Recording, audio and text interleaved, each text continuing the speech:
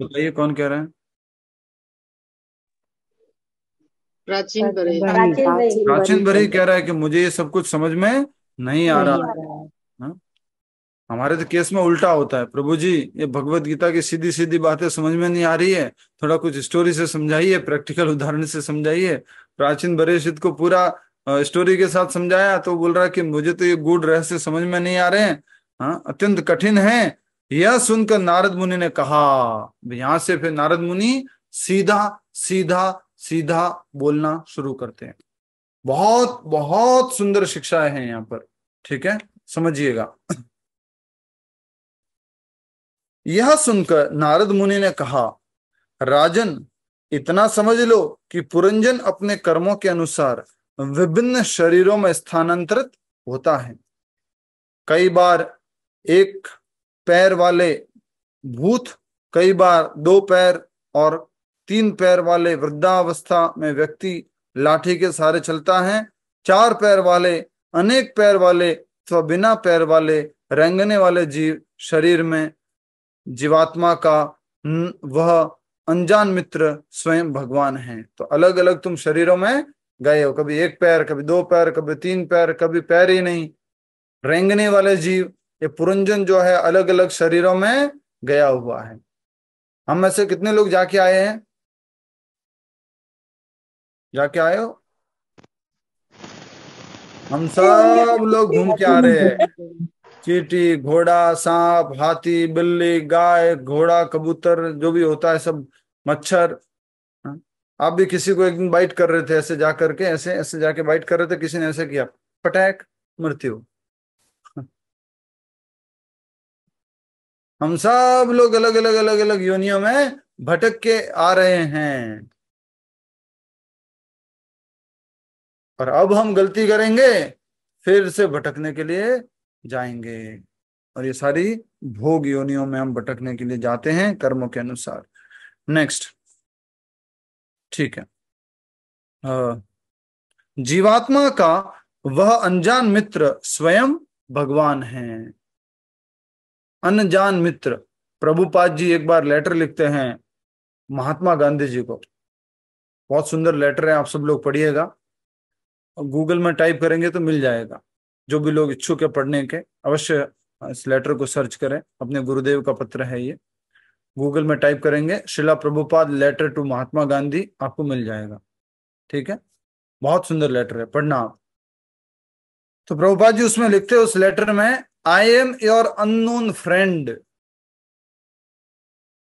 I am your unknown friend.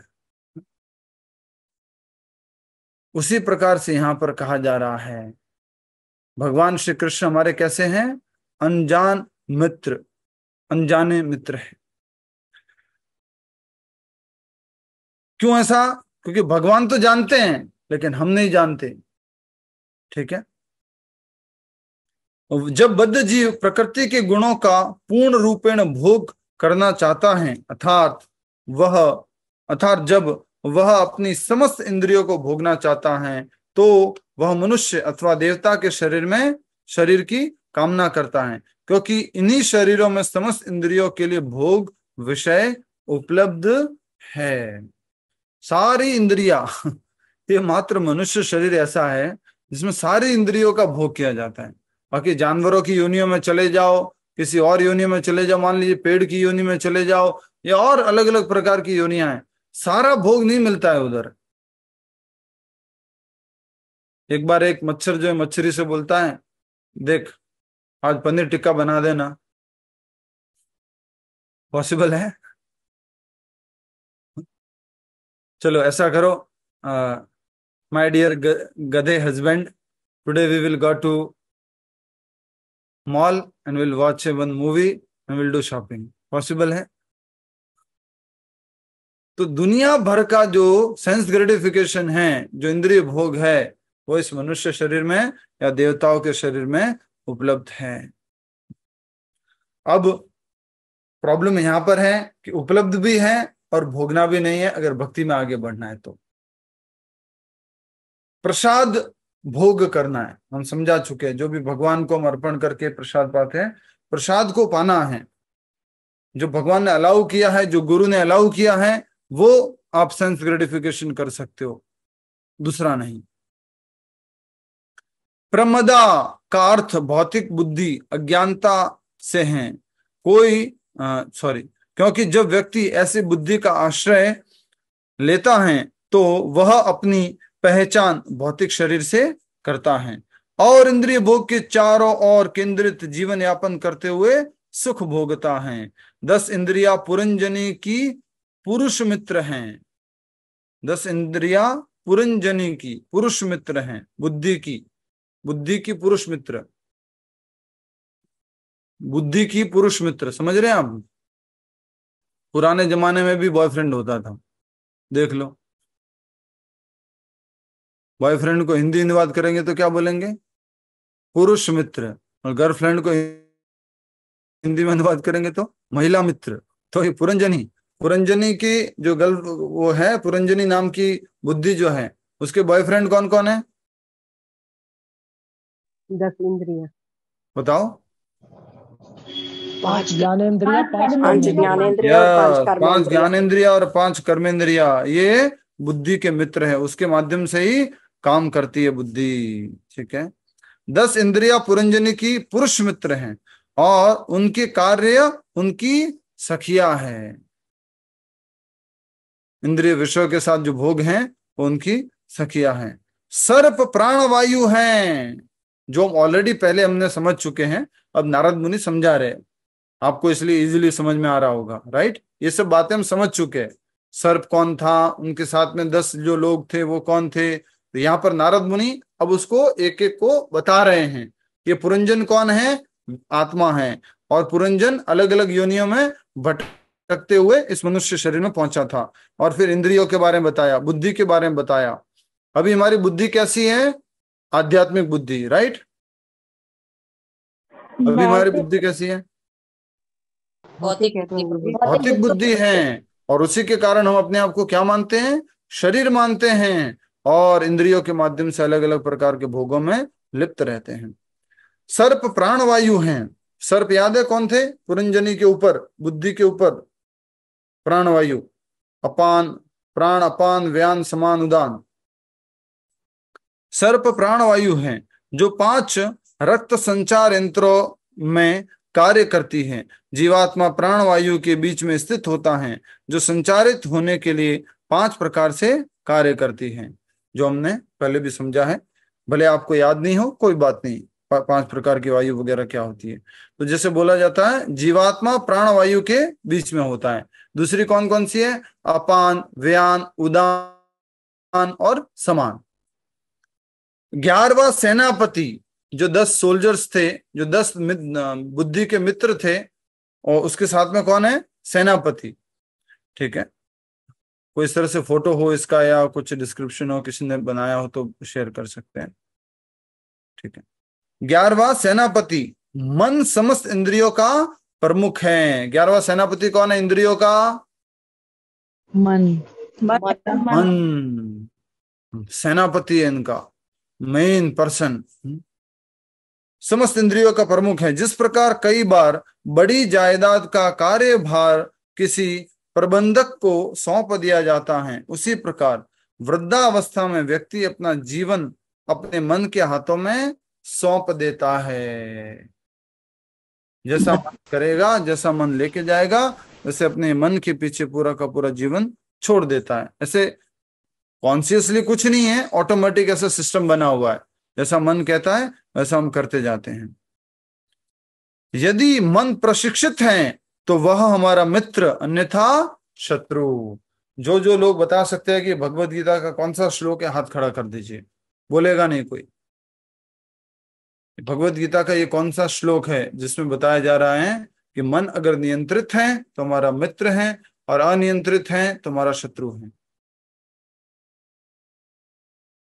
आज हम हमारी पुरानी क्लास की रिकॉर्डिंग सुन रहे थे, तो उसमें बहुत सारे भक्त जुड़े हुए थे, और क्या कहते हैं, अलग अलग नाम आ रहे थे उसमें, बहुत सारे भक्त लोग जुड़े हुए थे। कौन बताएगा? यस, कुसुम सरोवर माता जी। प्रभु हरे कृष्ण प्रभु 6.6 है श्लोक। यह छठे अध्याय के छठे श्लोक में लिखा हुआ है। सब लोग खोल लो अपनी भगवत गीता में छठे अध्याय का श्लोक और देख लो। बोलिए हमेशा भगवत गीता पास में रखेंगे और आपको मालूम होना चाहिए कि इसमें क्या बताया गया है। कौन पढ़ के बताएगा अनुवाद? श्लोक और अनुवाद दोनों। कुसुम सरोवर माता जी पढ़िए।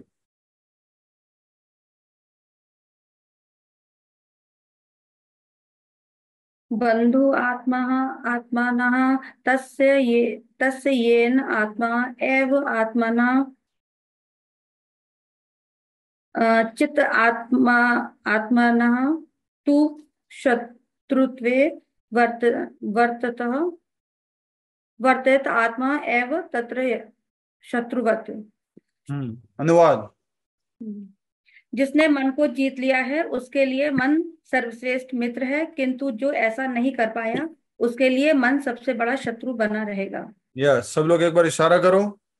जिसने मन को नियंत्रित कर लिया है, जिसने मन को नियंत्रित कर लिया है वो उसका क्या है? मित्र है। और जिसने मन को नियंत्रित नहीं किया है उसका मन क्या है? शत्रु है। ठीक है, ये भगवत गीता में सीधा सीधा श्लोक है। यहाँ पर भी बन्धुरात्मात्मनस्तस्य येनात्मैवात्मना चिता अनात्मनस्ति सॉरी। बहुत अच्छा रीमा माता जी, अच्छा उच्चारण किया आपने। नेक्स्ट।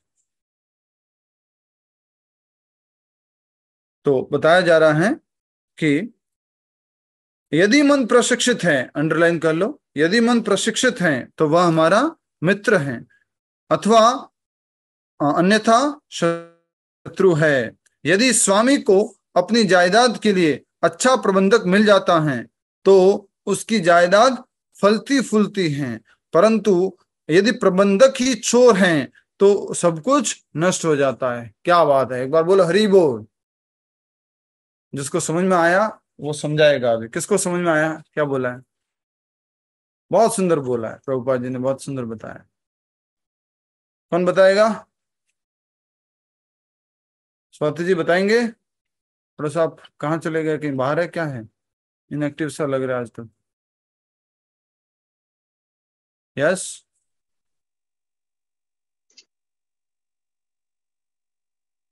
प्रेरणा अग्रवाल जी बताइए। हरे कृष्णा प्रभु जी।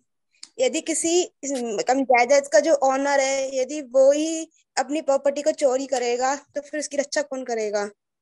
मेरी प्रॉपर्टी को ज्यादा मतलब जिसकी जायदाद है ना, जिसकी भी मतलब कि वो ऑनर है, वो ही तो इसको संभालेगा, वो ही इसकी रखवाली करेगा ना। सही से उदाहरण किससे कंपेयर किया गया है? कौन जायदाद कौन है? मालिक प्रबंधक कौन है?